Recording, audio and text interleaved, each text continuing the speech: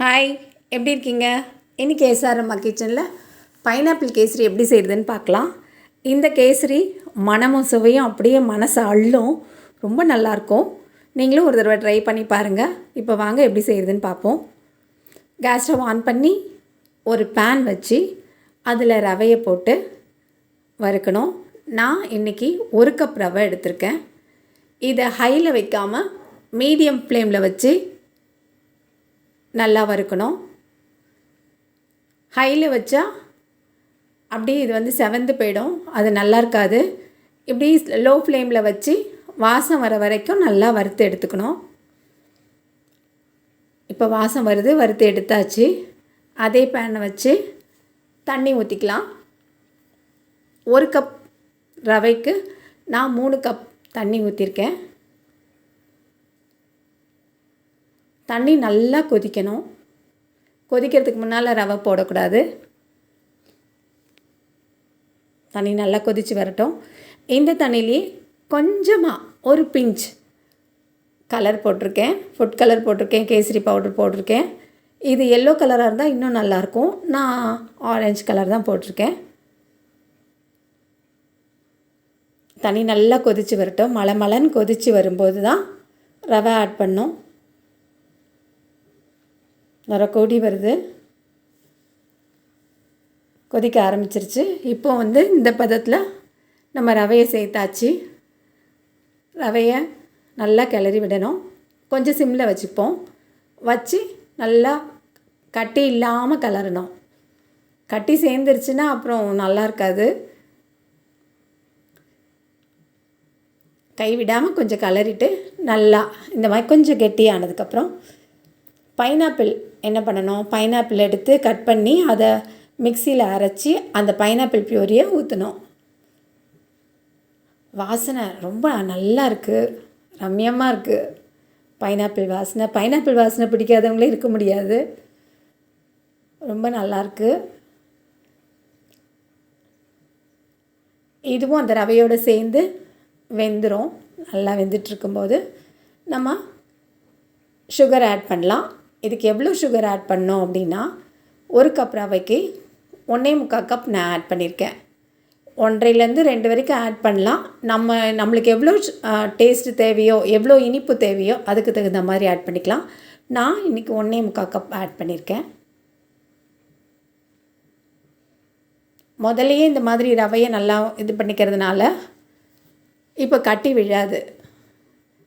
முதலையே நம்ம சர்க்கரை சேர்த்துட்டோம் தண்ணியில் அப்படின்னா கொஞ்சம் கட்டி விழுந்துடும். அதனால் அப்புறமா தான் ரவை வெந்ததுக்கப்புறம் தான் சர்க்கரை சேர்க்கணும். இப்பயும் பாருங்கள், நல்லா கட்டி இல்லாமல் நல்லா கிண்டணும். இந்த மாதிரி பாத்திரம் வச்சுக்கிறது கூட அடிகனமான பாத்திரம் வச்சுக்கிட்டா இன்னுமே ஈஸியாக இருக்கும். இப்போ நம்ம அழகாக பதமாக வந்துருச்சு. சர்க்கரைலாம் சேர்ந்து இந்த பைனாப்பிள் ஜூஸ் எல்லாம் சேர்ந்து நல்ல வாசனை, ரொம்ப கமன்னு இருக்குது. வீடே மணக்குது, அந்த அளவுக்கு நல்லா இருக்குது. பார்க்கவே ரொம்ப அழகாக இருக்குது. இந்த ஸ்டேஜில் நம்ம என்ன பண்ணணும், போதும், இவ்வளோ பக்குவமாக வந்தால் போதும். அதுக்கப்புறமா நம்ம என்னெல்லாம் ஆட் பண்ணணுன்னு பார்க்கலாம். இதுக்கு ஏலக்காய் தூள்லாம் தேவையில்லை. நம்ம ஒரு குட்டி பேனில் நெய் ஊற்றி காஞ்சதும் முந்திரி பருப்பு போட்டு, முந்திரி நல்லா கொஞ்சம் செவந்ததும் குட்டி குட்டியாக நம்ம பைனாப்பிள் வெட்டி வச்சுக்கணும். அதையும் போட்டு வறுத்து அதில் ஆட் பண்ணிட வேண்டியதான். இதுக்கு ஏலக்காய் தூள் அவசியம் கிடையாது. ஏன்னா இந்த ஃப்ளேவர் மாறிடும். இந்த பைனாப்பிள் ஃப்ளேவரே ரொம்ப நல்லாயிருக்கும். இதோடையே இந்த குட்டி குட்டியாக வெட்டின அந்த பைனாப்பிளையும் போட்டு ஒரு வதக்கி அப்படியே அதில் ஊற்றிடலாம்.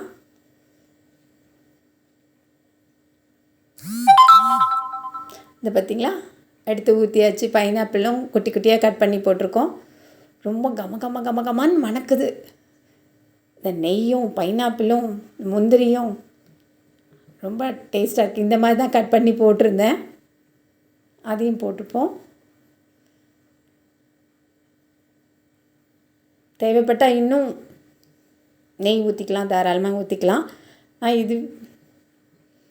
நான் மொத்தம் வந்து ஒரு 5 டேபிள் ஸ்பூன் நெய் ஊற்றிருப்பேன். இதுவே போதுமானதாக இருந்தது. சாப்பிடும்போது ரொம்ப நல்லா இருந்தது. அப்படியே நாக்கில் வழுக்கிட்டு போச்சு. ரொம்ப நல்லா இருந்தது. டேஸ்ட்டும் ரொம்ப நல்லா இருந்தது. ஃப்ளேவரும் ரொம்ப நல்லா இருந்தது. நீங்களும் ட்ரை பண்ணுங்கள். கண்டிப்பாக இந்த பைனாப்பிள் எல்லாருக்குமே பிடிக்கும். ட்ரை பண்ணி பார்த்துட்டு சொல்லுங்கள் எப்படி இருந்ததுன்ட்டு. இந்த வீடியோ உங்களுக்கு பிடிச்சிருந்ததுன்னா லைக் பண்ணுங்கள், கமெண்ட் பண்ணுங்கள், ஷேர் பண்ணுங்கள். இன்னும் எஸ்ஆர் அம்மா கிச்சனை சப்ஸ்கிரைப் பண்ணாதவங்க உடனே சப்ஸ்கிரைப் பண்ணுங்கள். பக்கத்தில் இருக்க பெல் பட்டனை அமைக்கி ஆல் கொடுத்து வச்சுக்கோங்க. அப்போ தான் நான் போடுற ரெசிபிஸ் நோட்டிஃபிகேஷனில் வரும். பாருங்கள், இந்த இந்த பக்குவமாக எப்படி இருக்குதுன்னு பாருங்கள். கேசரி ரொம்ப நல்லாயிருக்கு. கண்டிப்பாக நீங்கள் செஞ்சு பார்ப்பீங்கன்னு நம்புகிறேன். செஞ்சு பார்த்துட்டு கமெண்ட் பண்ணுங்கள். அனைவருக்கும் பொங்கல் வாழ்த்துக்கள். பொங்கலோ பொங்கல். Bye bye.